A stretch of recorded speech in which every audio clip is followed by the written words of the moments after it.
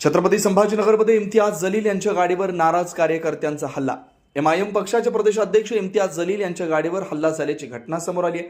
छत्रपती संभाजीनगर शहरातील बाजीपुरा परिसरात एमआयएमचे कार्यकर्त्यांनी पक्षावर नाराज असलेल्या कार्यकर्त्यांमध्ये वाद झाला. हा वाद समजावून सांगण्यासाठी इम्तियाज जलील घटनास्थळी गेले असता नाराज कार्यकर्त्यांनी त्यांच्या गाडीवर हल्ला केला.